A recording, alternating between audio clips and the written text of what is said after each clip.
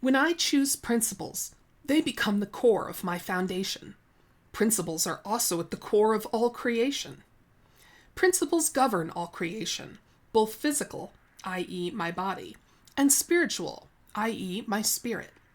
Creation is an interplay, a movement between what is tangible, my body, and what is intangible, my spirit. What?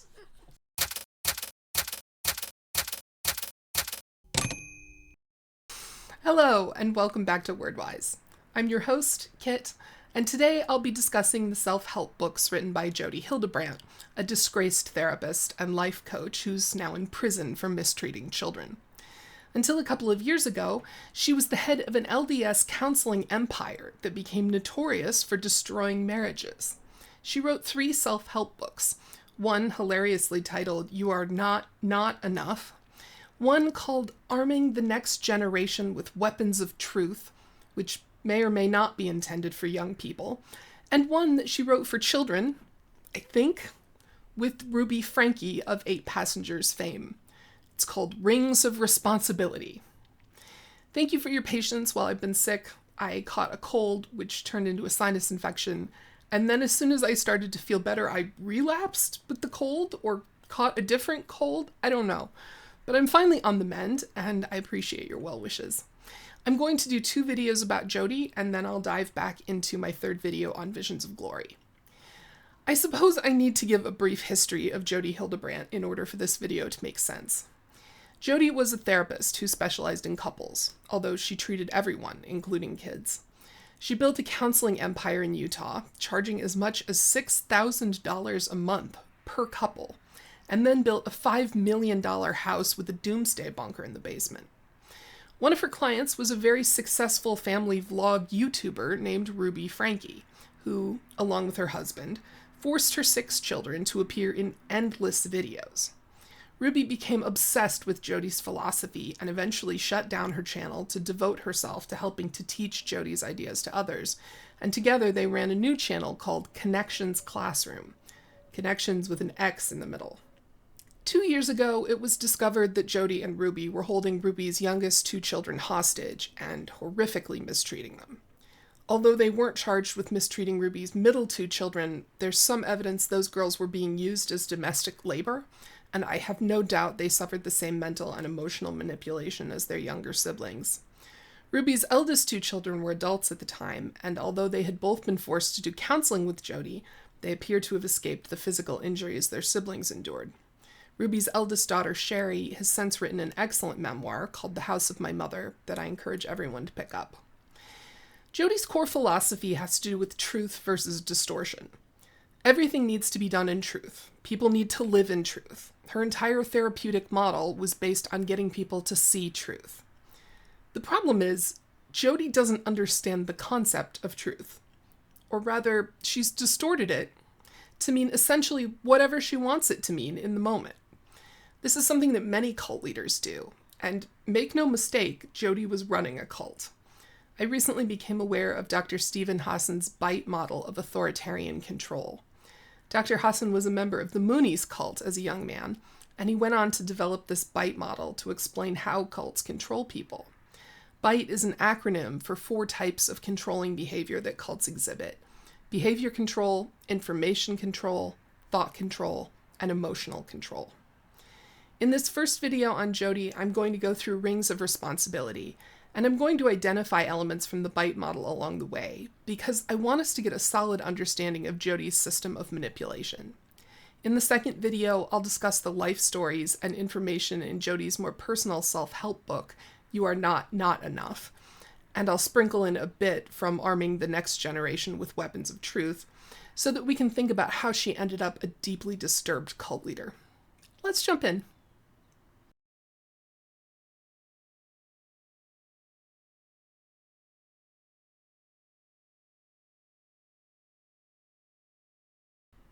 We're going to begin with the book Jodi and Ruby Franke wrote for children. At least, I think it's for children. The Amazon page says the reading age is baby to 18 years, and the book is illustrated as if it's for kids and describes many situations that seem specific to children. However, There are many things in it that don't appear geared toward children, starting with the font, which I think is maybe 8-point. It's also sans serif, which is harder to read than serif fonts and not ideal for kids' books. Also, it doesn't contain the right vocabulary for kids. When I started digging into this book, I just happened to be visiting my sister and her family, and seeing as my niece, let's call her Zoe, is 10 years old, I decided to show her the book. Now, I did firmly instruct her not to believe anything she read in it, but I needn't have worried, because she got to the first page and said, "What is this? I'm so confused." I'll pepper her comments throughout, because I think it makes sense to get the perspective of the intended audience, and because she's a hoot. She also provided definitive proof that we're related when she said, "But how does that match the context?" The book begins with a table of contents. It's 2 pages long, and the first page reads normally, ending with "humility means" on page 49. But then something went wrong with the formatting, maybe? Because the next page begins with "my first ring of responsibility" on page 3, followed by "lives of self-adulating and self-denigrating" also on page 3, and "pain is a principle" on page 3. According to the table of contents, there are 3 chapters that begin on page 3. Then there are chapters listed, in this order, that begin on pages 60, 61, 21, 23, 70, and so on. That's an issue I haven't seen before in a book. Oh, and the copyright information says this book is the intellectual property of Jodi Hildebrandt. No mention of Ruby, even though she's listed as a co-author. I'm guessing that it was Jodi who did most of the writing because this text misuses commas in exactly the same way the writing in Jodi's other books do. Also, much of the contents of this book appear to have been taken almost directly from her other book, Arming the Next Generation with Weapons of Truth, which I believe she published before she met Ruby. Welcome. All humans desire, need to be seen, heard, and loved. Yet few of us understand that being seen, heard, and loved begins within me. The fear of not being enough is perpetuated by me, not knowing how to love me. My attempts to be enough, be seen, heard, and loved through social media, career, body sculpting, the perfect family, a beautiful home, an expensive car, social circles, is my desperate attempt to be enough, to be seen, to be loved, and to be heard. I employ anything or anyone outside myself in the hopes of creating a feeling, an illusion of acceptance, enoughness, and love. Yet I always end up on the hunt for more. I am never satisfied and want more. I create a false narrative that states, I need more likes on social media, a higher position of power in my career, a tighter body, a bigger home, another car, more friends. In the end, my illusionary needs are never satiated. The overriding question this book brings up is, who is this for? Is it for children? Are children attempting to be seen, heard, and loved through body sculpting and expensive cars? But if it isn't for children, why is it illustrated like this? The truth is, being seen, heard, and loved is a me movement. It is me who is responsible for meeting my needs of being seen, heard, and loved. When I choose to see the truth, hear the truth, behave in truth, I feel love for the truth. That love of truth translates into love for the truth, love for me, love for others. How can I be responsible for meeting my own need to be seen and heard? How is that physically possible? Those of you who have any familiarity with Jodi probably know that truth and distortion are her bread and butter. They are the core concepts on which her entire philosophy is built. However, as many have pointed out, Jodi's definitions of these words don't match up with their actual definitions, and they constantly change depending on what she wants them to mean in the moment. There's no consistency. She says that love of truth translates into self-love. How? How does that work? I love the truth. I love the literal, actual truth about things in all its complexity and poignancy. I can't say that's ever translated into self-love for me. The idea that everything in the world can be classified as either truth or distortion reflects a core element of the BITE model. Under thought control, we have number 1, require members to internalize the group's doctrine as truth. A, adopting the group's map of reality as reality. B, instill black and white thinking. C, decide between good versus evil. D, organize people into us versus them, insiders versus outsiders. Jodi has decided that truth is good and distortion is evil, and every single person, thought, and thing in life is either one or the other. Truth is good and distortion is evil. Choosing to live principles of honesty, responsibility, and humility is truth, is love. There is no other path to loving yourself. Wow. If you don't read this book and live these principles, you'll never be able to love yourself. There's a fine line between stating a book's value proposition and threatening your reader with a life devoid of love. This is an excellent example of behavior identified as emotional control in the BITE model, which reads in part, number 8, phobia indoctrination, inculcating irrational fears about leaving the group or questioning the leader's authority. A, no happiness or fulfillment possible outside the group. The next page's title reads, Rings of Responsibility, Pillars. The pillars of the rings of responsibility. We haven't even heard what the rings are yet, and now we're mixing up our metaphor with pillars. Rings of responsibility are for every human being. Reading and careful study of the following information is the only way to create connection in your life. Okay, so the pillars are the themes in the rings. Yeah, that makes much more sense. Plus, we now know that if we don't embrace this book, we'll have to live without self-love or connection to others. Pillar 1, principles are at my foundation. Honest, responsible, humble.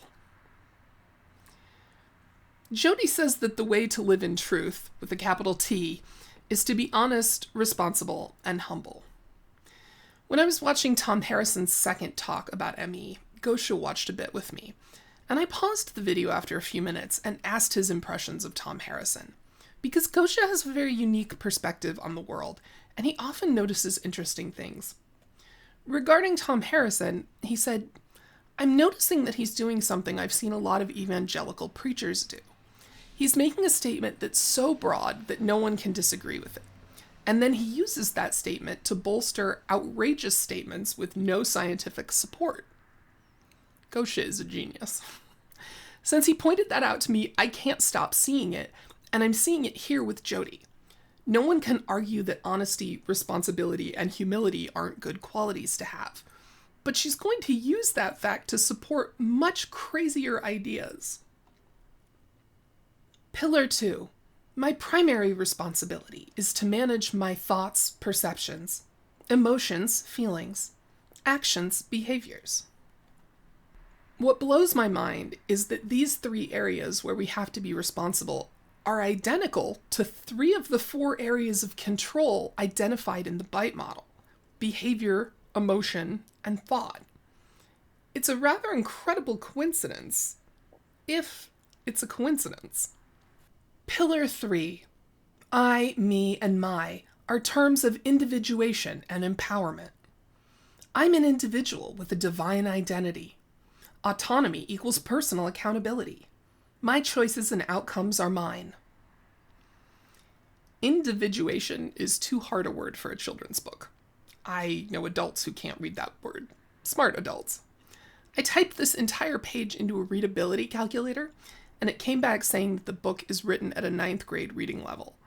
Now, I did clean up the punctuation, so that might be higher than it deserves, but I still think it's very strange that the book has this tiny type and these big words, and yet it's illustrated like it's for elementary school kids.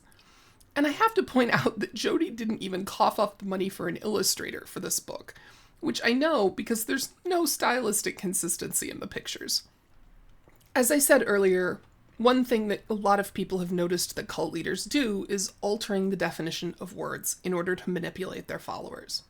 Jodi does it constantly with truth, distortion, honesty, responsibility, and humility. Especially humility. That's one in particular that she just uses willy-nilly.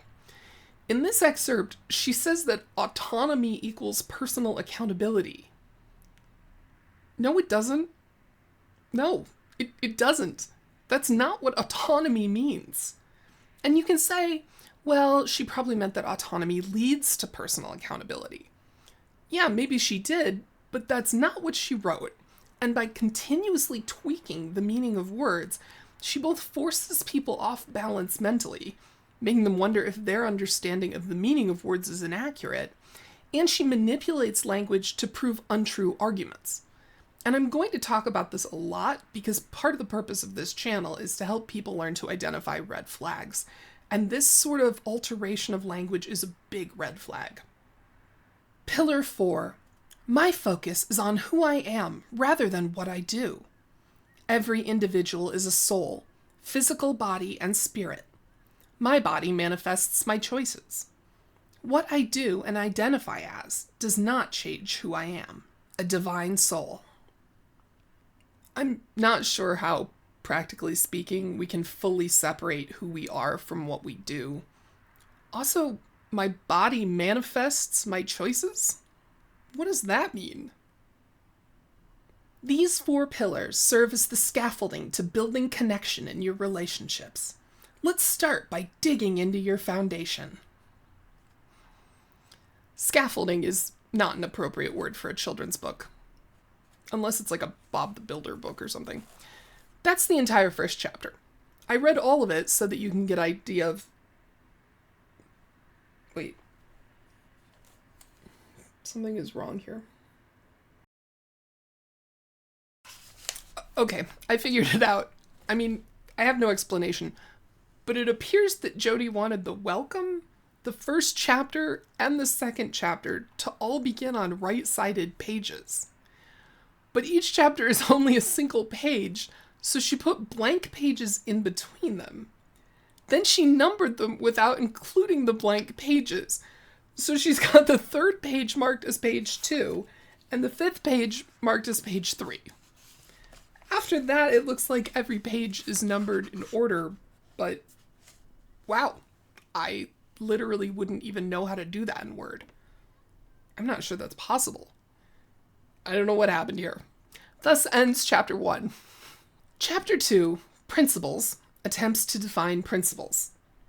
I personally would have chosen a simpler word for children, like maybe values or concepts.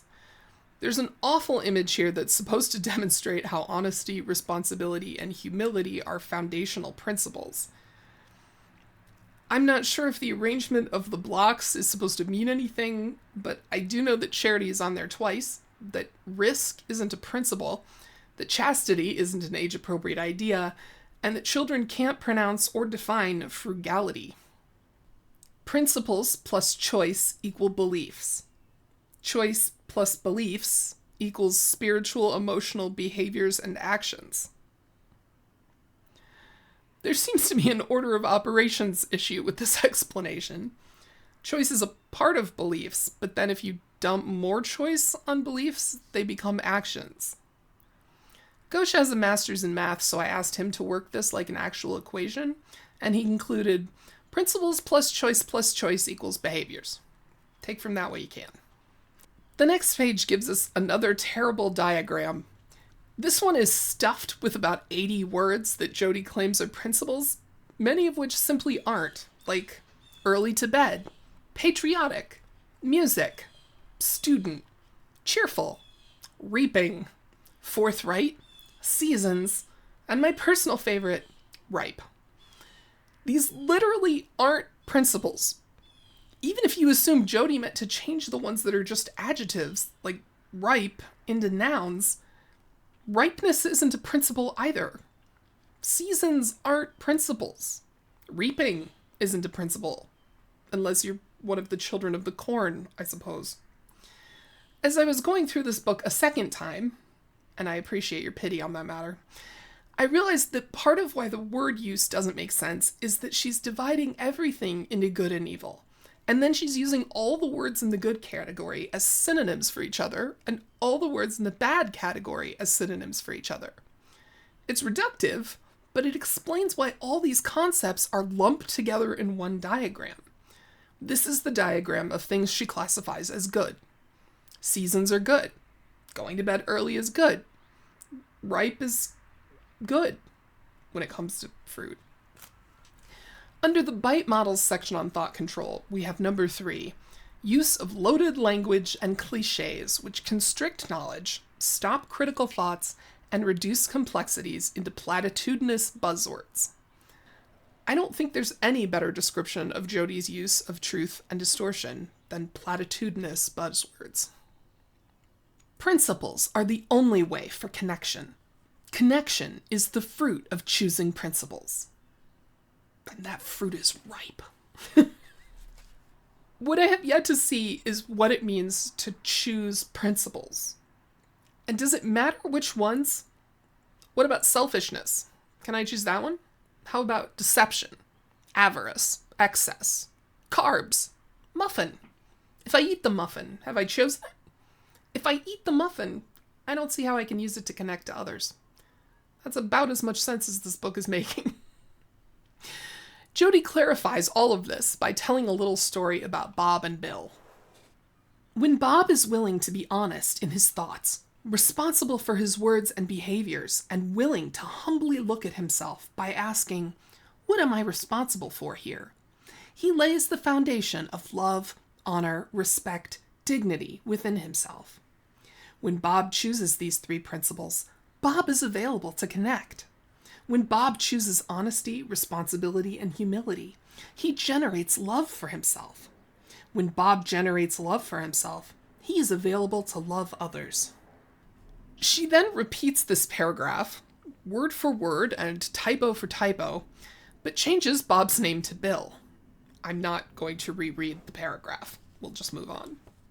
Since Bob is connected within himself because he chooses to be honest, responsible, and humble, and Bill is connected within himself as he too chooses to be honest, responsible, and humble, Bob and Bill can connect together in a friendship.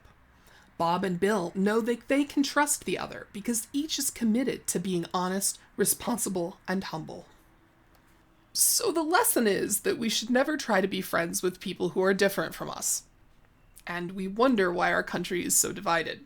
Heaven forbid we befriend people who have chosen different principles than we did. If Sally chooses honesty and Annie chooses ripe, there's no way they can enjoy a board game together. Seriously though, I think this is a very subtle way of preparing the reader to isolate. Under the Byte Models behavior control, we find number 2, dictate where, how, and with whom the member lives and associates or isolates. Part of Jodi's practices involved these therapy groups, and you were expected to call at least 3 members of the group every day and report any thoughts you had that weren't in truth. You also received at least 3 calls a day. So the groups became very insular and codependent. Jodi is also famous for making women kick their husbands out of their bedrooms and often out of their homes. Luckily, my niece only browsed this book, so I was saved from explaining a diagram that says that wearing shoes protects our feet, the same way choosing principles protects us from lust. Obviously, lust isn't an appropriate subject for a children's book, but it's an idea with which Jodi is obsessed. I'm going to skip talking about most of arming the next generation with weapons of truth, because it all just repeats what's in here. But I am going to talk about the chapters on lust in the next video. I managed to avoid the lust conversation with Zoe, but on the next page, we walked right into a similarly awkward conversation with the following statement: "Coveting my neighbor's wife is wrong." Of all the words in this book, the only one Zoe asked me to define was covet. And then she applied the definition I gave her to the statement about the neighbor's wife, and her eyes got real big. Depending on what I choose, I will be connected or disconnected. Connected relationships allow me to relate to another, which enhances intimacy, a sense of belonging, meaning, and purpose. Disconnected relationships are not relationships. Disconnection brings chaos, crippling dependence, manipulation, and contention. My first thought was that this might make more sense if Jodi had bothered to define connection. I don't know what a connected or disconnected relationship is. If you disconnect from someone, how can that result in chaos? How is being alone chaotic? When I choose principles, they become the core of my foundation. Principles are also at the core of all creation. Principles govern all creation, both physical, i.e. my body, and spiritual, i.e. my spirit. Creation is an interplay, a movement between what is tangible, my body, and what is intangible, my spirit. What? Principles govern the interplay between what is tangible and intangible? What on earth does that mean? When I learned to play the piano, I engaged principles. I engaged principles that are tangible, such as finger coordination, spending time learning, attending lessons, discerning notes. And I engage principles that are intangible, such as commitment, curiosity, competency, submissiveness. The outcome is I'm competent at playing the piano. When I learned to play the piano by engaging principles, I create. Finger coordination isn't a principle. Discerning notes isn't a principle. And I don't see how any of this is relevant to the interplay between the tangible and intangible. In fact, I reject the entire notion of tangible principles. That's kooky talk. The next page discusses how principles create patterns. The book says, a pattern means when I do this, the same outcome happens every time. Then there's a list of 8 things that always result in the same outcome. When I exert force onto a freestanding marble, the marble will move every time. When I choose to be diligent with my homework, I complete my homework every time. When I am expecting a baby, he or she will arrive around 9 months every time. Zoe's response was, I'm playing with marbles and having a baby? Even she was confused by the intended audience for this book. Why did Jodi include examples that apply to both adults and children? Is this a book for children? Or is it a book for adults to use to teach these concepts to their own children? It's perplexing. Or as Zoe said, it's so random. On a page titled, Principles are the Patterns of Truth, Jodi writes, patterns are the process, the movement to animate principles. As I understand God's laws, principles, I am empowered to create and simulate patterns, both physically and spiritually. Principles are constant. Truth is constant. Truth is unchangeable, constant, indivisible, cannot be fractionalized, acknowledging eternal principles, honest, responsible, humble, verifiable with 2 or more witnesses, objective, concrete, based in facts, the reality. This is a very narrow definition of truth, which is surprising because later Jodi's going to use the word truth to mean anything she wants. This definition is so narrow that it actually undermines the entire concept of the book, because principles aren't verifiable by at least 2 witnesses. Emotions aren't verifiable by witnesses, so I guess those aren't true either. I'm curious about why she included this nonsense about truth being indivisible. Gosha figured she was probably mixing up the opening lines of the Declaration of Independence and the Pledge of Allegiance. I used to think that when I didn't understand something I read, when I couldn't wrap my mind around the way a person was putting ideas together, it was my fault. I assumed that I was the problem, that I just wasn't smart enough to get it, or I wasn't thinking it through carefully enough. Reading books by people like Jodi, though, has taught me that I am not always, perhaps not even usually, the problem. No matter how carefully I parse, or how thoroughly I consider, or how many definitions I look up, Jodi's writing doesn't make sense. So when she says that truth can't be fractionalized, I can accept now that this is a Jodi problem and not a Kit problem. I consider that one of the gifts this channel has given me, so thank you. The following page is one that Zoe found amusing. I think it's supposed to be teaching the difference between thoughts and feelings and actions, but all it accomplished was confusing my niece. I want to play at a friend's house.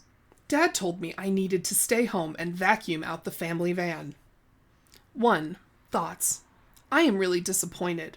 I understand Saturday is a day our family gets a lot of work done. 2. Feelings. Disappointment, understanding, thoughtful. 3. Actions.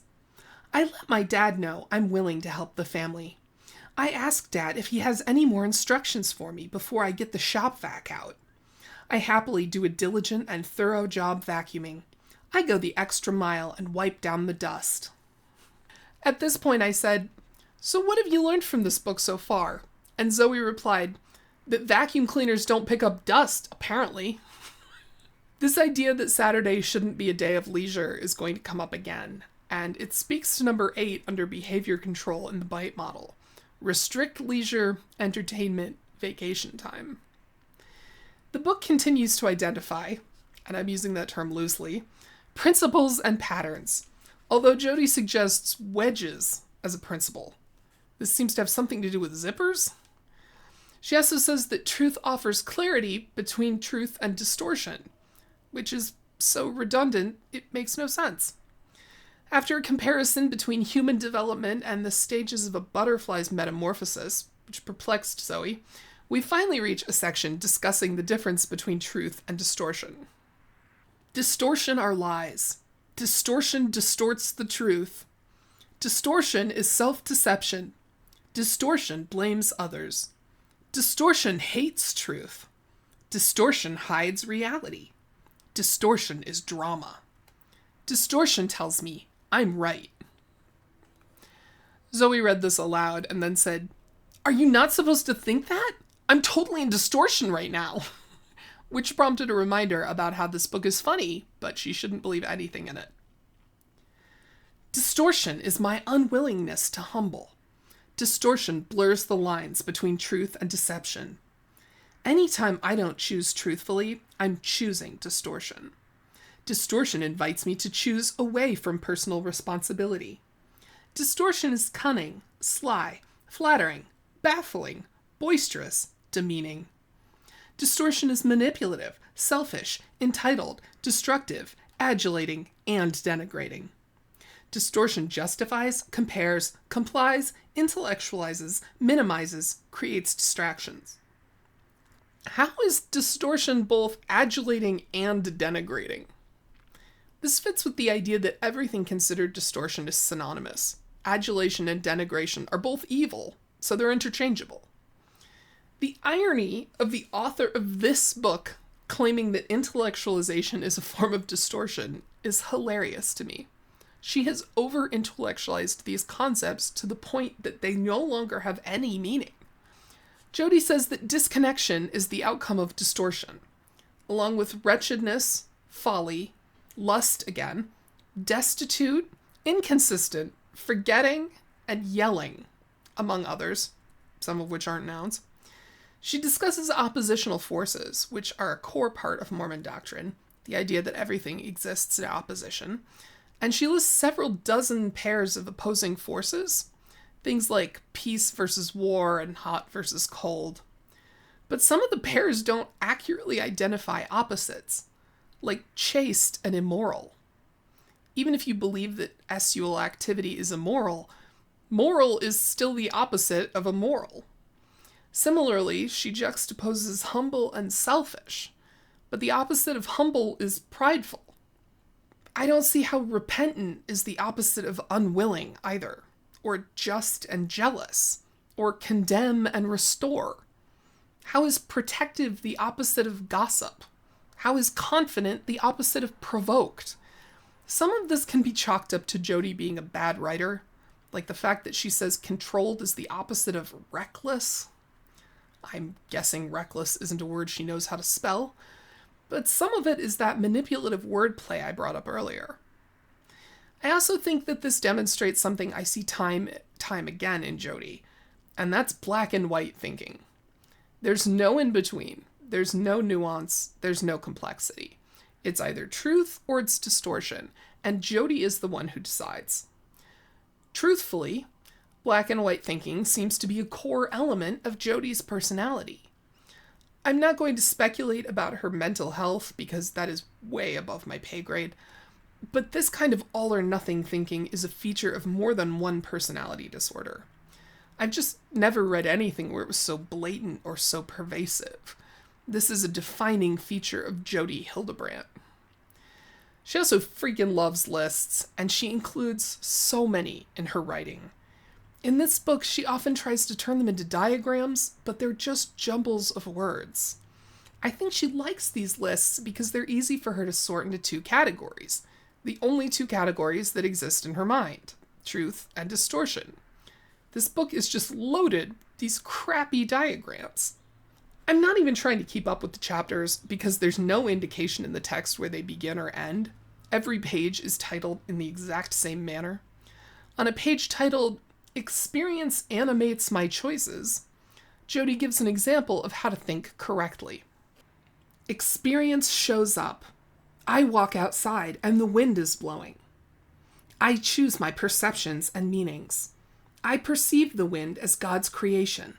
I put my hat on to keep my hair out of my face. I choose responsible perceptions, actions, truth. Or, I perceive the wind as bad and blame the weather for messing up my hair. I choose irresponsible perceptions, actions, distortion. Okay, but did the wind mess up her hair? Because that could happen, and if it did, I don't see how that isn't truth. Jodi believes that personal responsibility is so all-encompassing that you're responsible for anything that happens to you. And any attempt to put responsibility on anything or anyone else is demonstrating a victim mentality. But the reality is, we aren't in control of our lives. We have choices, but that's not the same thing. If the wind is messing up my hair, I can choose to put on a hat. That choice is mine. But the wind still messed my hair up before I put my hat on. That's just factual. Under thought control in the BITE model, we see number 8, rejection of rational analysis, critical thinking, constructive criticism. Jodi doesn't want people to think critically about whether or not they're responsible for wind. That would mess up her paradigm. This section in Rings of Responsibility also speaks to the third behavior under emotional control in the BITE model. Make the person feel that problems are always their own fault, never the leader's or the group's fault. Now, the bit about things being the leader's fault doesn't apply here, but Jodi has clearly taken this idea to an extreme. I actually saw an example of this in another cult the other day. It's a smaller cult in Texas called Profundity Yours, and I'll link a hilarious Papa Meat video about it below. Someone asked the cult leader why she had been drugged and essayed so many times, and the cult leader, Linda, told her, "That's karma." If you convince someone that everything that happens to them is their fault, that makes it possible for you to hurt them and then declare it their fault. So in Jodi's mind, it's the children's fault she hurt them and is now in prison for it. On the opposite page, titled The Wrestle of Flesh and Spirit, things get really weird. Jodi decides that things of the spirit fall under truth and things of the flesh fall under distortion. Her thinking is so black and white that every idea in the world falls neatly into one category or the other. And anytime there's a pair of ideas, one has to go in category A and one has to go in category B. So here we have spirit categorized under truth and flesh categorized under distortion. And let's just call them good and evil. All right, that's what this comes down to. Any decisions made by the spirit are good, and choices made by the flesh are evil. And because the words in each category are interchangeable, these examples don't make any sense on the surface. Here, too, listed under, when I choose in truth, my spirit directs my body. My neighbor drove over our beloved dog, Sparky, of 10 years. And I freely forgave and had compassion for her. I let her know she was still a dear friend. Let me just say that I don't think you should casually reference people's pets dying in a book for kids. The spiritual concept Jodi is demonstrating here is forgiveness. Forgiveness is good, so it's truth. Pam meets 19 nuns at Disneyland. She takes a picture with them and is asked not to post it on social media. Because Pam is a woman who keeps her word, she assures them she will not. I don't know why the nuns wouldn't want to be photographed at Disneyland. The era of cloistered nuns who can't go to amusement parks ended with Vatican II in the 60s. But keeping your word is good, so it's truth. When I choose in distortion, my body directs my spirit. I throw a fit and pout when my grandchildren don't hug me. My manipulation works every time. They know I always get what I want. Guilt tripping has nothing to do with the body, but it's obviously categorized under evil, and body is a synonym for evil. I spend money I don't have to buy pants that hide the 10 pounds I gained when I vacationed on the cruise. I'm actually not sure what she was trying to demonstrate here. Is the implication that she should have lost the weight instead of buying new pants? Did she have pants to wear in the meantime? Is wearing pants that are too small truth? Is gaining weight the choice of the body over the spirit? I break into my friend's house to take back my skis he borrowed. He always takes my stuff and never returns it. Obviously, breaking and entering goes in the evil column. It has nothing to do with the body. I mean, my body tells me it's hungry or thirsty or that it wants to sleep, but it's never told me to commit a B&E. Jodi moves on to yet another pair of opposite concepts that she can easily classify as good and evil: freedom and captivity. Naturally, these words have nothing to do with actual freedom or captivity, they're just more synonyms for good and evil. She creates another nonsense diagram to help us understand what determines our captivity. I want a cookie. I sneak, lie to get one. My allegiance to greed determines my captivity. I want Emma's attention and break her toy. My allegiance to aggression determines my captivity. I want to be first in line. My allegiance to entitlement determines my captivity. After we read this, I asked Zoe, "What determines your captivity?" And she said, "This book!" I believe it was about this time that she remarked, concerning the book's author, "They're really obsessed with the distortion, but I don't know what that means." I think she felt the same way I did about this book. The entire subject is truth versus distortion, but Jodi never pins down exactly what those terms mean, and she keeps adding synonyms until the concepts of good and evil become so broad that they lose all meaning. An example on a page about examining our motives really annoyed Zoe. The diagram offers 2 tracts that you can take after being asked to wash the dishes after dinner. If you choose truth, I enjoyed dinner. I want to do my part. My motives. Gratitude, calm. My emotions, feelings. Joyfully wash dishes as I whistle. My behaviors. The dishes are clean. I'm connected. Outcome. The dishes are clean. I'm connected. To what? Dishwashers all over the world? Is connected just another synonym for good? If you choose distortion, however, I'm only washing dishes to get screen time. My motives. Entitled, anxious. My emotions, feelings. Recklessly wash dishes, scowling. My behaviors. The dishes are clean. I'm disconnected. Outcome. Zoe rolled her eyes at this and said, "I don't think it matters how you wash the dishes as long as they're clean. I don't think my dad cares if I whistle." Knowing her parents, I'm sure she's right, but this points to a subtle but pervasive theme in this book: obedience.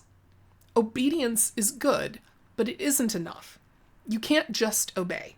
You have to be happy to obey. This was a core concept in Chad Daybell's writing too, and it also appeared in Melanie Gibbs' book. And it's super circular. Being happy to obey brings more happiness, and presumably more obedience. And again, this is one of those ideas that cult leaders love, for obvious reasons. There's a section called Authority is a Principle. It's not, but anything Jodi refers to as a principle goes in the good column. She stresses the importance of respecting the authority of one's parents, so we're back to obedience. This segues into a section that is clearly written for parents, which leads me back to the intended audience question. She offers a 6-step process that's basically a sort of script for manipulating your kids. Under step 3, she offers several examples in which she's obviously tried to avoid using the word but, and the result is that these don't sound like normal sentences. Step 3. Validate my child by offering words that reflect his or her choices, whether in truth or distortion. Remind him or her that they have the power to choose differently whenever he or she desires to. Validate his or her power of choice. Thank you for picking up your shoes. The truth is, you didn't put them by the back door where I instructed. You did pick up your pillows and put them on your bed as asked, yet you didn't follow my instructions as modeled for you on how to make a bed. I know waking up early is difficult, and you weren't ready by 7 a.m. as expected. I feel badly you are hurting, and slamming doors is not acceptable. I think the whole say and instead of but thing is kind of hokey and a little deceptive, especially when Jodi uses yet, which means the same thing as but. Step 4. Inquire information from my child by asking questions about what she understands and how to apply principles. Help me understand your lack of interest in doing your homework. Were you uncomfortable with doing what I asked? I'm wondering why you nodded and didn't follow through. Please explain your resistance to not turning your phone in at night. What's up with you not doing your laundry as you committed? One thing I found really strange is the way the speaker of these questions is playing dumb. Is it really a mystery why a kid doesn't want to hand over their phone at night, or why they don't want to do their homework? Asking questions to which she already knows the answers doesn't feel very truthful to me. I really don't know how to explain just how insane this book is. Despite the illustrations, there are pages just packed with text, wall-to-wall sentences in 8-point font. There's one page on which Jodi lists distorted parenting statements. Dozens of them. 2 pages later, she lists truthful parenting statements, but 75% of them are quotes from other people, like Plato and Abraham Lincoln and Anne Frank, whose names she spells wrong. She spells it Franke, like Ruby's last name. I don't know what to make of that. Humility is a virtue of willingness to submit to a higher power. Humility means I acknowledge what or who has authority over me, and I submit to that acknowledgement. An attitude of spiritual modesty, freedom from pride and arrogance. Characteristics of humility: curious to know the facts, sincere desire to know the truth, open, willing, teachable, transparent, present, conscious. This is another word list of ideas she's decided are good. That's all this is. This entire book is essentially a thesaurus with only 2 entries, good and evil. Also, this is a page where she compares children submitting to their parents to horses submitting to their riders. And I have to point out that horses have to be broken in order to submit. I decided not to discuss Ruby Franke's diary detailing the atrocities she committed against her children out of respect for the kids, but I did read it, and it's very apparent that what Jodi and Ruby were trying to do was break those children like wild horses. That was the goal.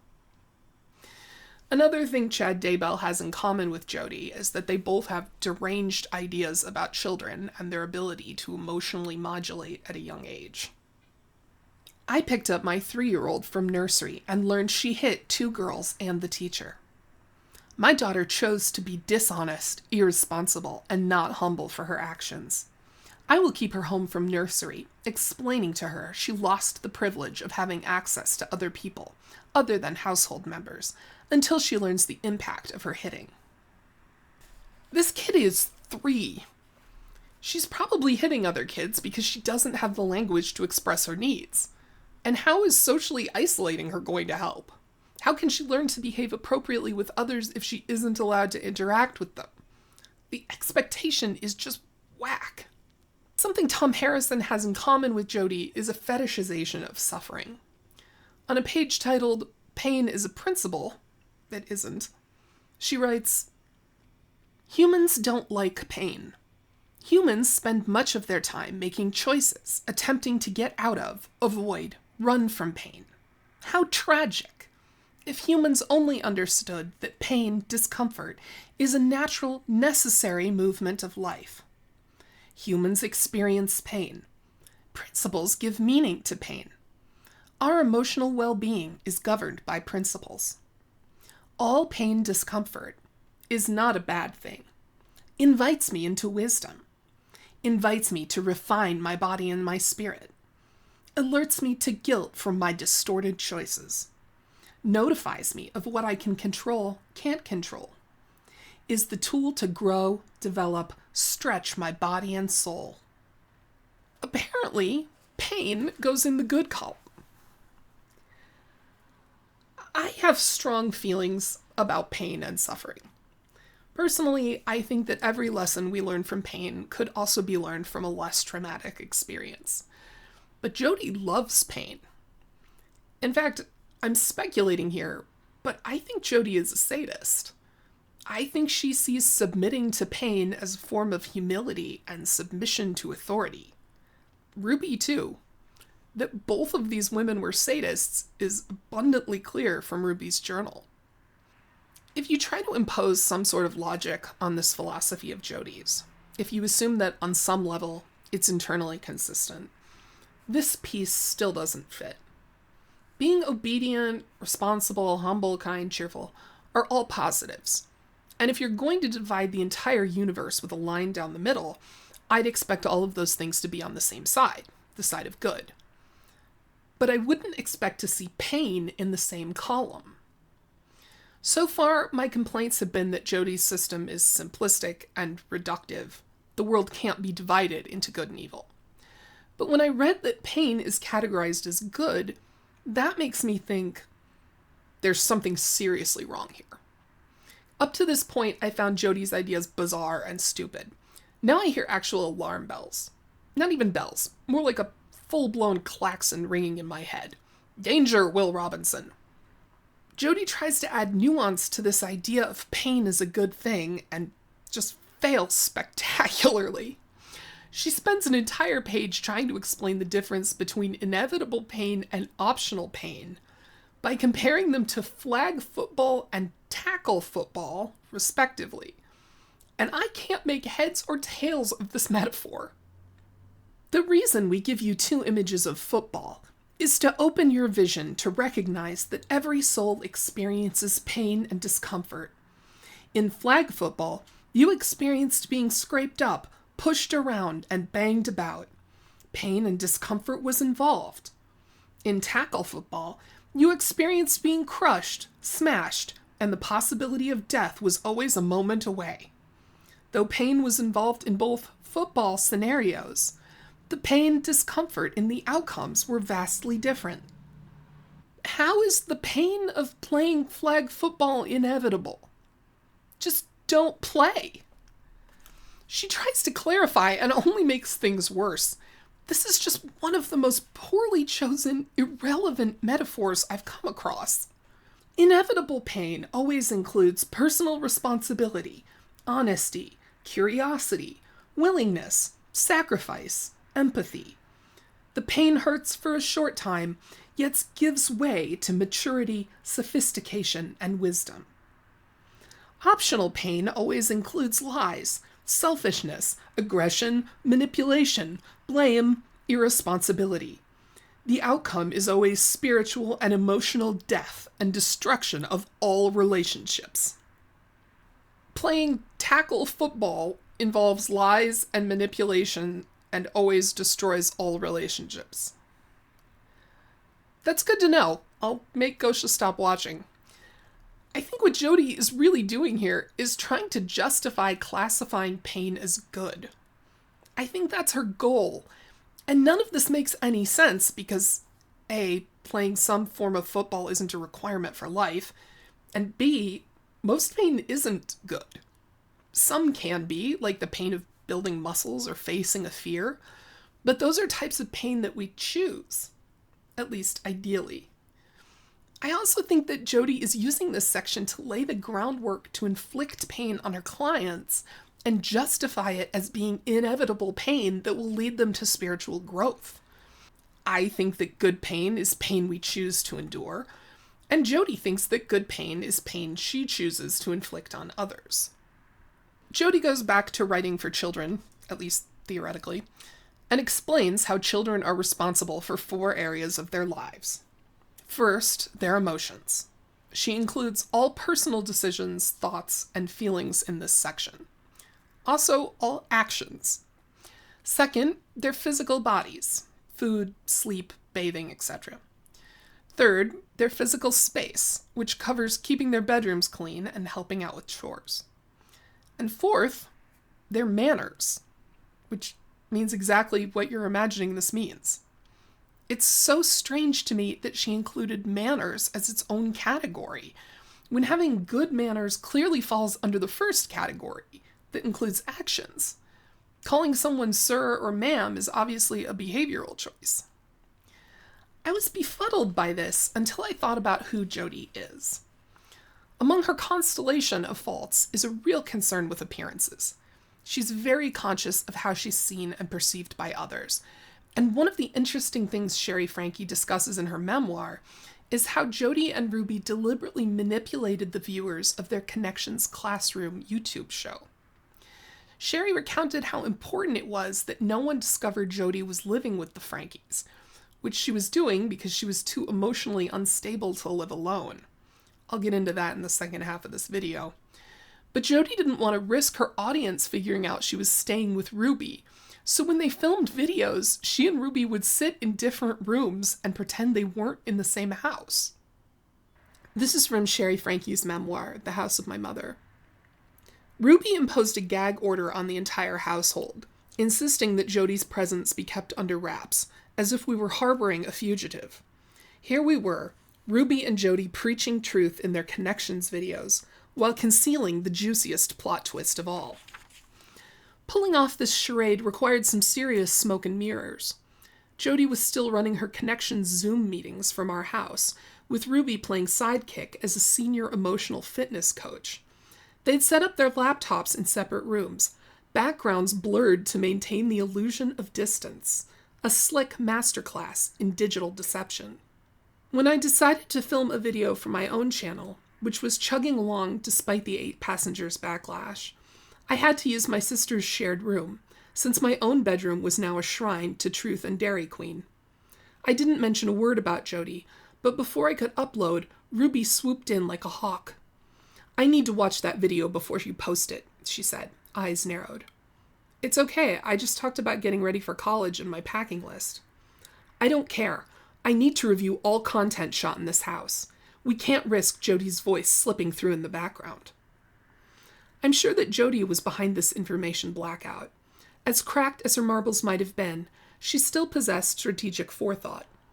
Moving in with a client/student because she was suffering from mental issues/demonic attack was not the look she was going for publicly, so she had to ensure she was still projecting power and strength, even as her world crumbled around her. For Jodi, optics were everything. Another thing she and Ruby had in common. Did they really think that their viewers would care if they were filming in the same house? If 2 women are running a business together but live in different towns, and one goes to stay with the other for a while, is that a bad thing? I don't get it at all, but I think this demonstrates how concerned Jodi is with her public image, and I think that's why manners rank highly enough with her that she put them in their own responsibility category. There's a section in Rings of Responsibility where Jodi tries to explain how the same action can be prompted by different motives. And some of those are truthful motives, which come from inside of us, and some of those are distorted motives, which come from outside of us.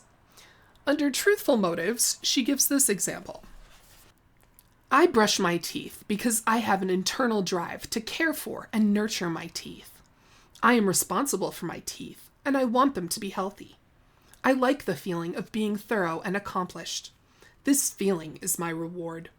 My internal drive to choose truthfully reminds me of who I am, a soul of infinite worth. I'm 43, and I don't have an internal drive to nurture my teeth. I just don't want to get cavities. It's kind of like Zoe brought up with the dishes thing. Does my motive really matter if the dishes get cleaned and the teeth get brushed? And look at this picture at the top of the page. Does this look like a child who's old enough to understand and internalize the importance of oral hygiene? She can't even keep her toothpaste in her mouth yet. She's still trying to figure this thing out on a physical level. She's not ready to contemplate her unconscious motives. Jodi explains how distorted external motivation can also lead to kids brushing their teeth. I brush my teeth because I have an external motivation to be rewarded. I want a sticker placed on my chore chart, a pat on the head from mom, and an extra bedtime story from dad. My external drive is selfish, as it does not have responsibility at the base. Why does she think chore charts and stickers are so popular with parents of young kids? Because children aren't capable of experiencing the existential joy of nurturing their teeth. They can't think long term because they're children. That's a skill we develop as we grow, but Jodi thinks kids are just tiny adults. This is also a popular idea in cults, and my thoughts about why haven't fully crystallized, but I suspect it has something to do with justifying exploiting children. If they're tiny adults, you can make them work all day, you can marry them, you can stop doing all the emotional and physical labor of taking care of them. I'm going to read from Sherry's memoir again. This is the moment she realized Jodi was a fraud. The final straw for me was when Jodi started talking about how babies are distorted. Those tiny, innocent bundles of joy, with their soft, downy hair and their wide, trusting eyes. According to Jodi, they're manipulators who feel entitled for their mothers to come and tend to their every whim. The problem with society today is that we coddle children, she told me. We give them everything they want, and then we wonder why they grow up to be selfish and lazy. But they're just babies, Jodi. They can't help it if they cry or need things. Jodi's eyes glinted with something dark and unsettling. Sherry, you think a baby doesn't know how to manipulate, how to get what it wants? I swallowed hard, my mouth suddenly dry. I think a baby cries because it needs food or comfort or... Jodi waved her hand dismissively. A baby cries because it's entitled, and it knows someone will come running because it believes that the world revolves around them and their needs. Unless you train it not to be entitled, you're just reinforcing that behavior in them. It's our job as women and mothers to break that cycle of manipulation, to teach children from an early age that they need to earn their blessings. Only then can we hope to create a society free from distortion. Bile rose in my throat. Who is this monster? In my mind's eye, I saw a baby, denied the comfort and love she so desperately needed. A baby left to cry it out by her mom, her wails trapped in the emptiness of a dark room. That baby was me. A fire lit in my chest, and as it grew, it burned away the fog. The invisible shackles binding me to Jodi disintegrated and turned to ash. No more would I let her poison my mind. Sherry has 5 younger siblings, and she understands that babies are not small adults. She's a very smart woman. We'll get into why I think Jodi holds this belief about manipulative babies in the next video. I want to mention also that I know Sherry had help with this book, but it's beautifully written and a pleasure to read, and I think it's one of the best explanations of cult indoctrination that I've ever come across. She really shows you how each step took her deeper into ConneXions and into Jodi's mind control.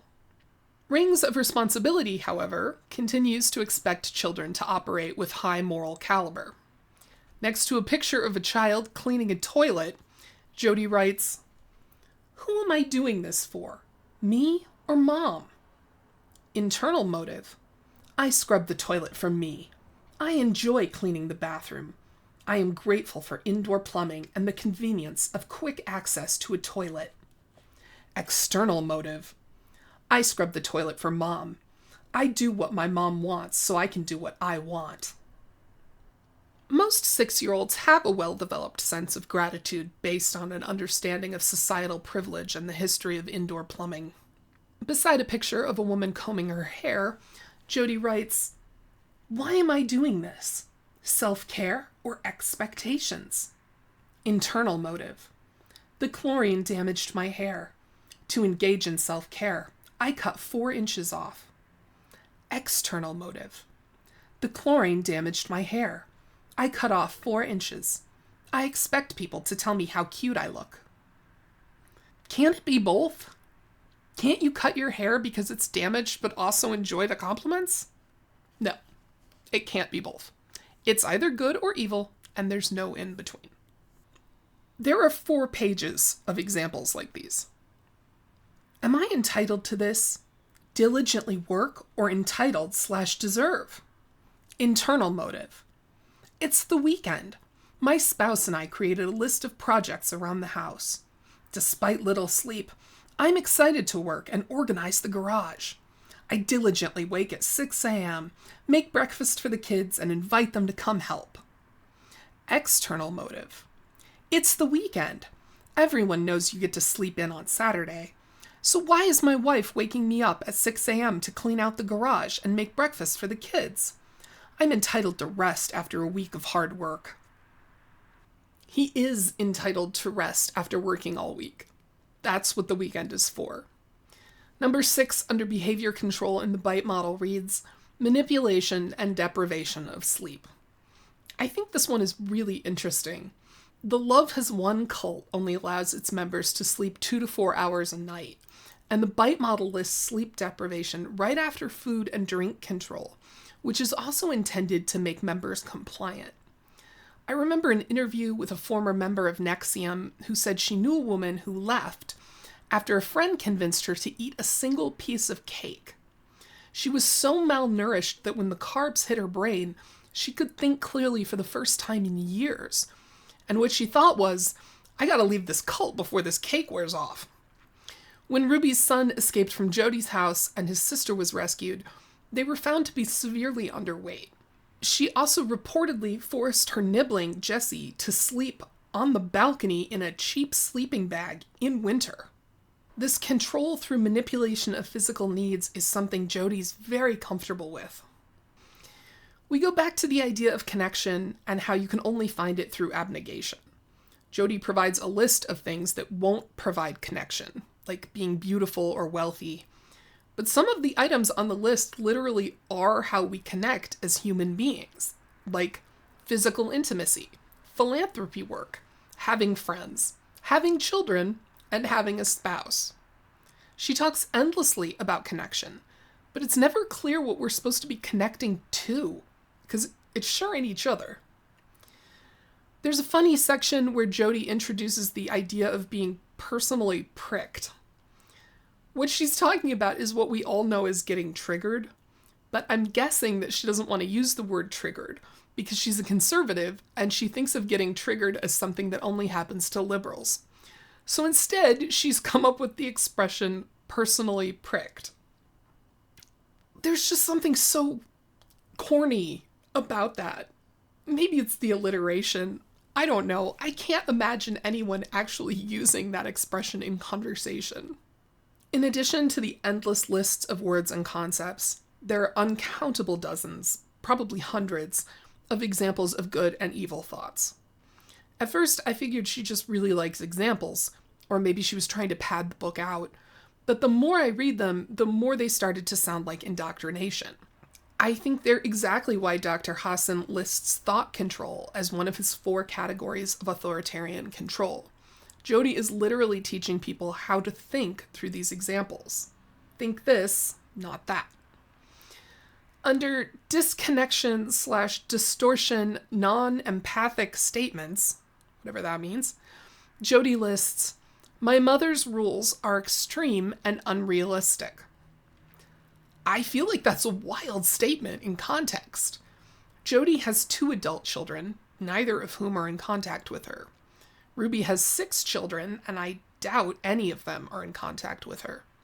I'd put down money that all 8 of those kids have thought my mother's rules are extreme and unrealistic at some point in their lives. And they were probably right.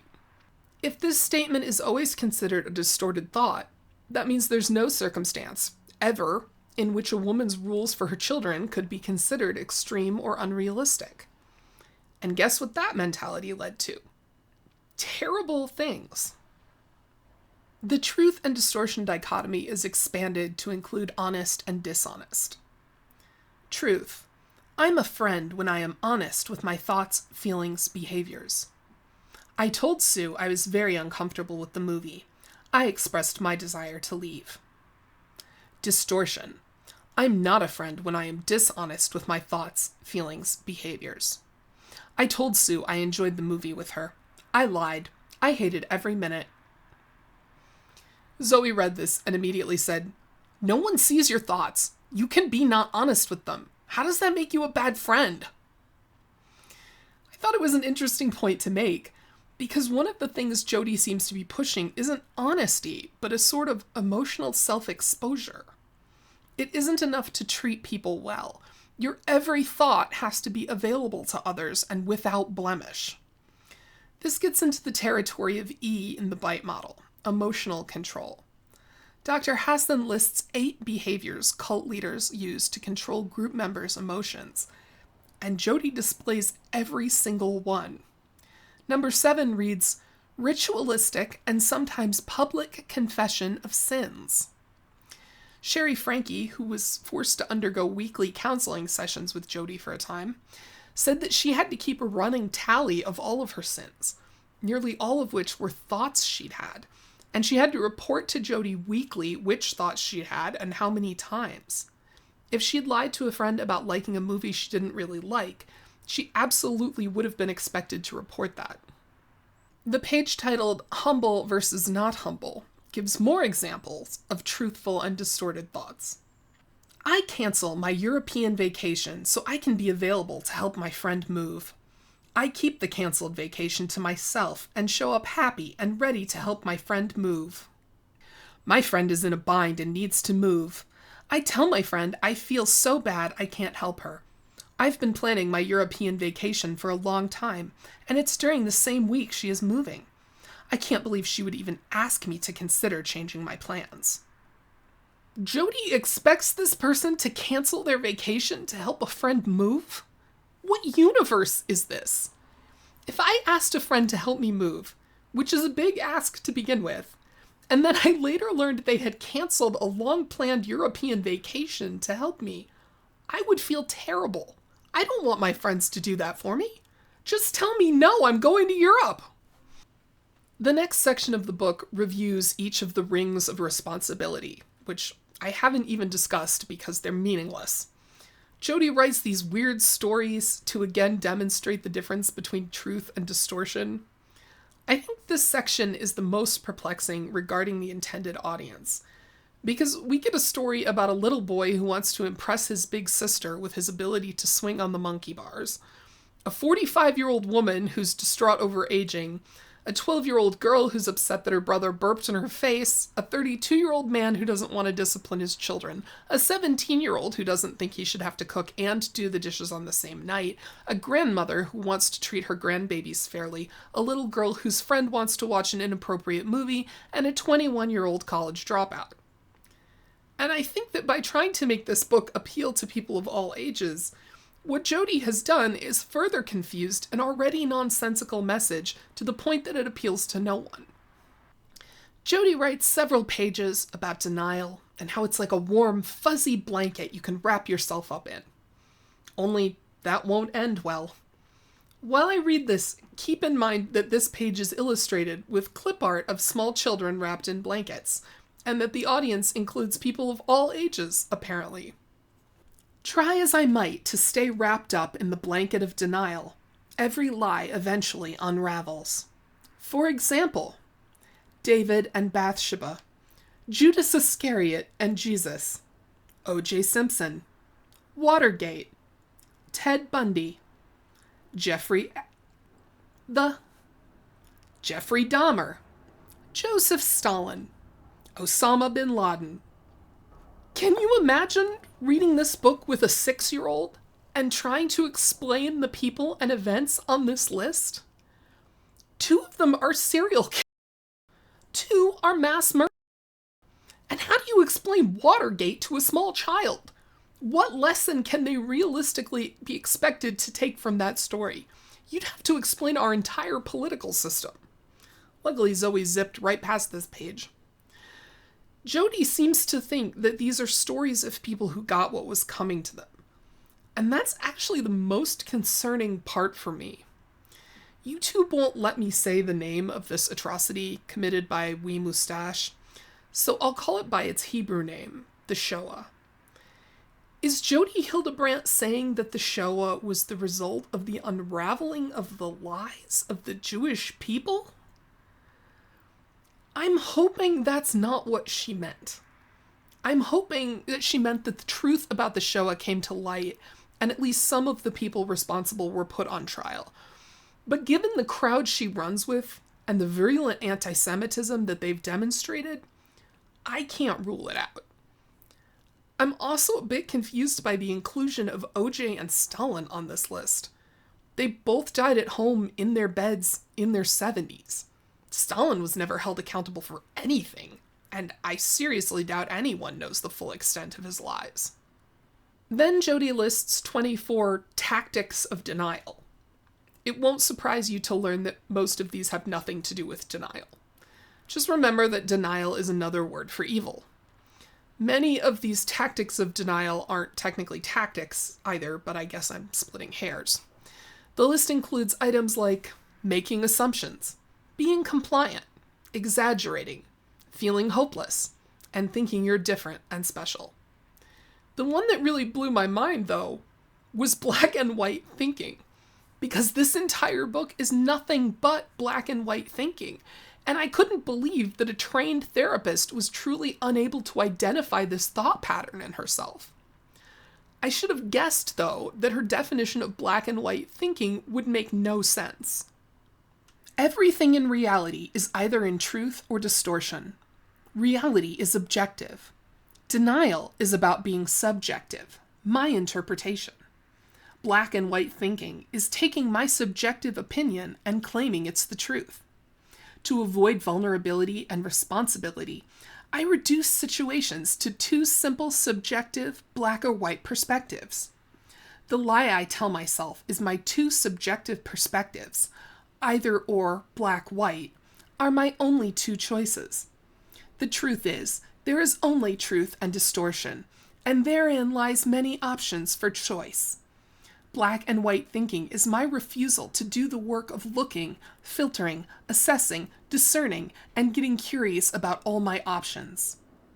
Other forms of black and white thinking include either or, affirm me or I'll die, you are for us or you are against us, right or wrong, now or never, yes or no, good or bad, all or nothing, agree with me or you hate me. If I have to eat all my broccoli, I'm going to turn green. If he doesn't ask me for a second date, I'll never get married. There are 2 possibilities that I see regarding how Jodi came to this definition, which is pretty funny given the subject. The first possibility is that she has distorted thinking and can't actually see that she has warped this entire idea. I find that unlikely. The second possibility is that she's aware that her own philosophy of the world has been organized by her black and white thinking, so she's redefined it to let herself off the hook.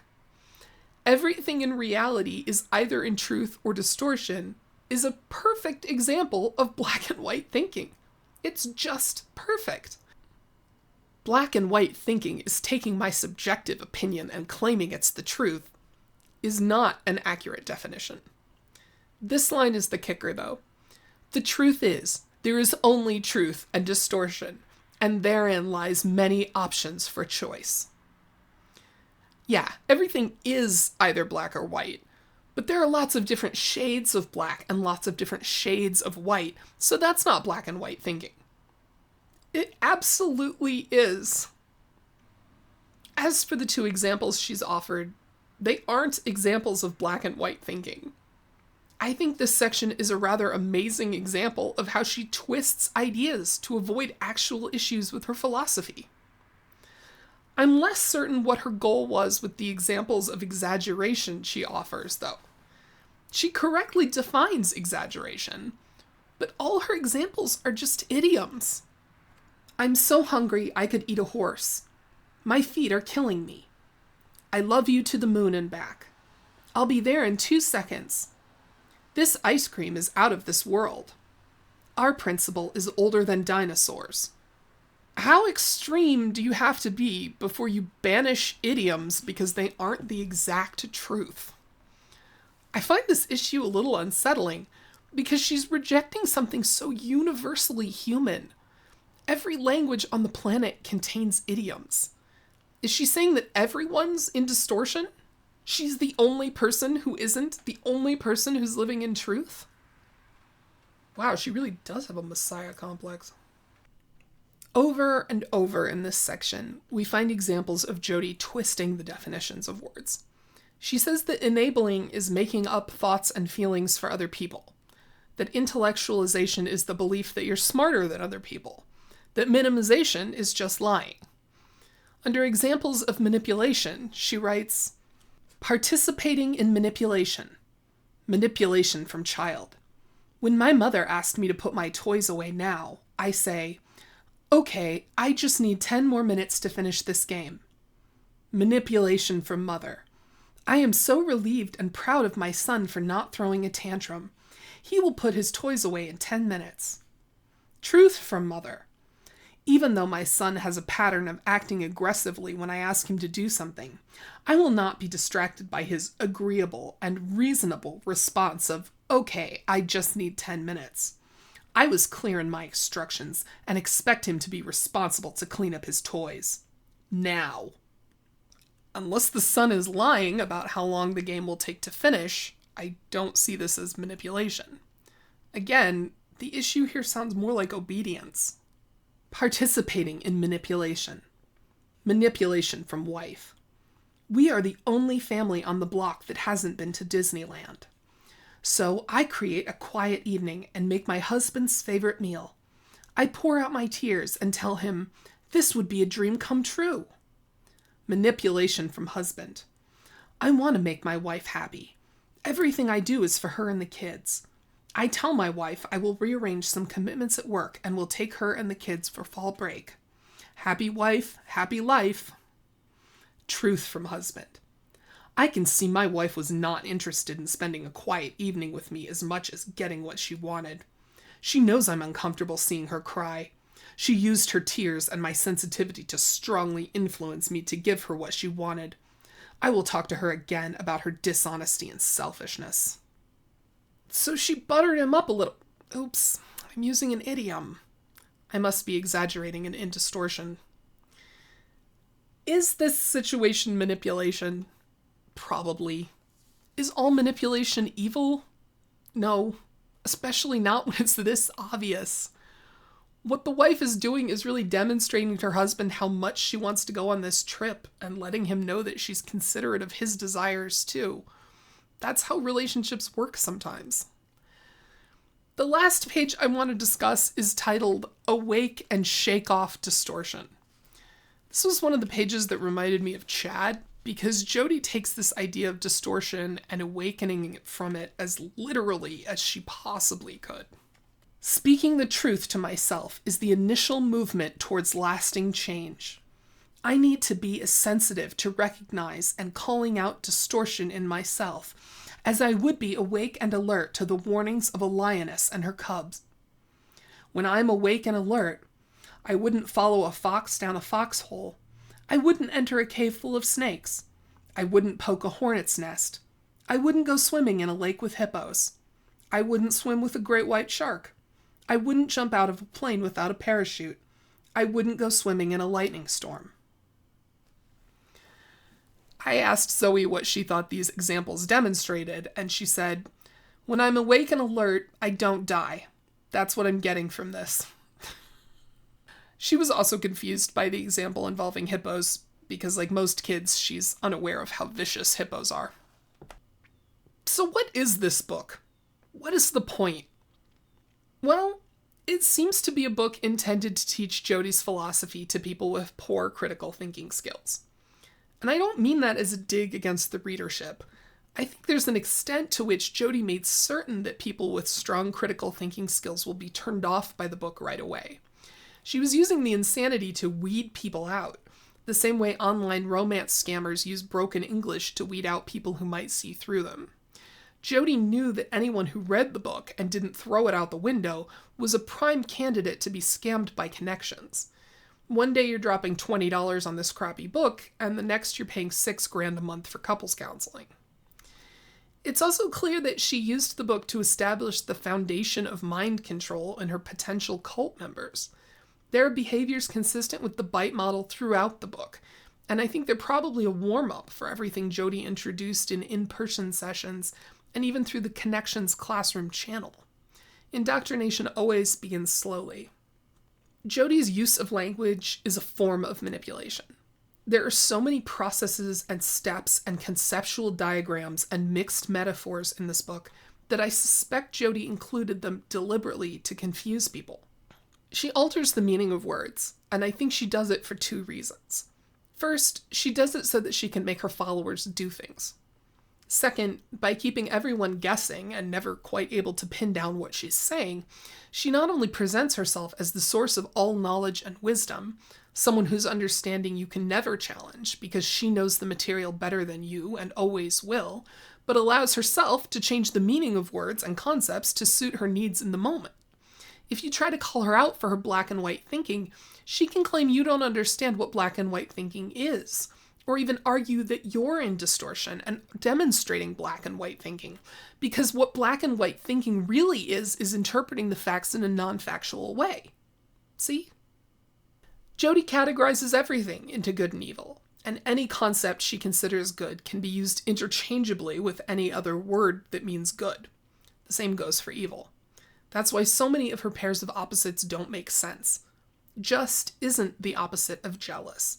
But it doesn't matter as long as one word comes from the good column and one word comes from the bad column. All good concepts are the opposite of all evil concepts. Jodi isn't just writing nonsense so she can sell it. She's writing a type of nonsense intended to maneuver people into a position where she can exploit them. She exploited people financially for sure. Until you understand that her entire philosophy boils down to good and evil, it looks incredibly complicated, sophisticated even. So she's selling you all these products to help you understand it. Books and podcasts and counseling sessions. But financial exploitation is just the beginning. I think Jodi's real goal is to exploit people emotionally and psychologically. And that's what I want to talk about in my second video. Next time, we'll discuss a couple of chapters from Arming the Next Generation with Weapons of Truth, and then really dig into the personal stories Jodi shares in You Are Not Enough, because they tell us so much about who Jodi is as a person and how she manipulates everyone around her, and maybe even herself. I hope you'll join me. If you enjoyed this video, please consider liking or subscribing. Please don't reach out to anyone involved with Jodi or Ruby's cases. And remember to use your words wisely. Thanks.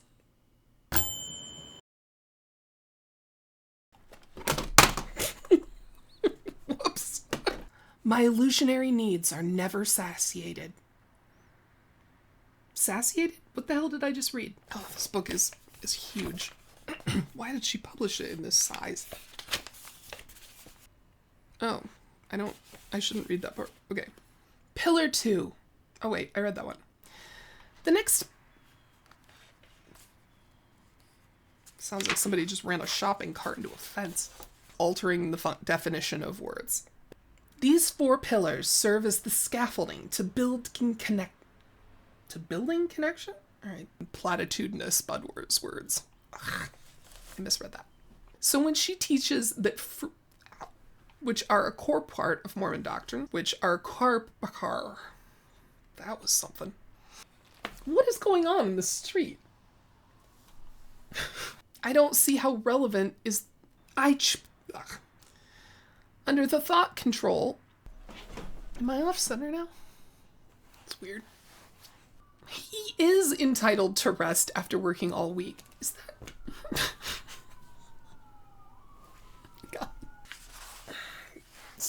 up.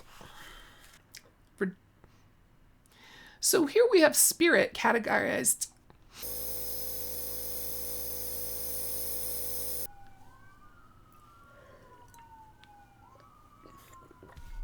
All right, whatever. She creates another nonsense diagram to help us to understand. Blah.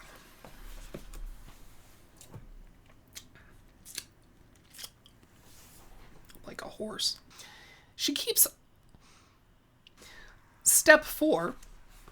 No. Oh, wait. I think I read step 3 before. Crap. Step 3. Is it step 3? 1, 2, 3. Yeah, it's step. Okay. Inquire information?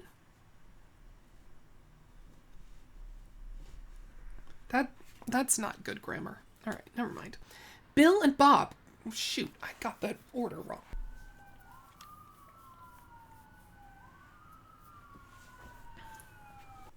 Is it really? She spells it Franke, like Ruby's last name, which enhances intimacy, a sense of belonging. Is that a plane? That is quite a plane. How bad's my hair? Pretty bad. I am empowered to create and simulate. Simulate? What does that mean?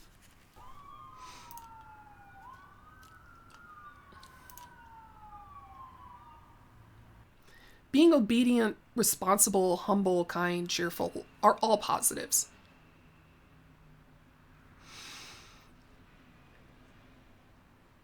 Really do get a lot of planes in this area.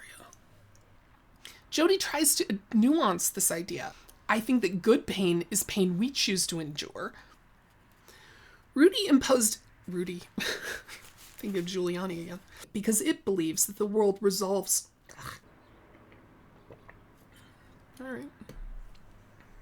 Oh, maybe it's mom flying home. No, it's too early. Rings of Responsibility continues to expect children to cooperate. To cooperate? No, operate. History of Undor plumbing. Undor.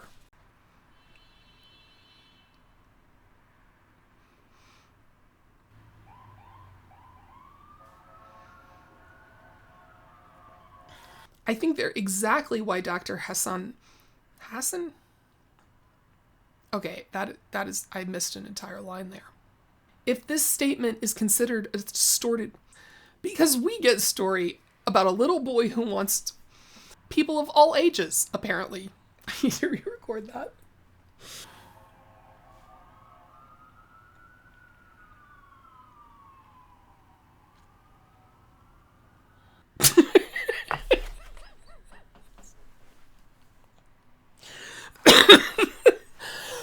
What is this? And lots of different shades of white. So, and it's starting to rain. Crap. Because crap. That word shouldn't be there. Please don't reach out to anyone involved with Jodi or Ruby's cases. Thanks.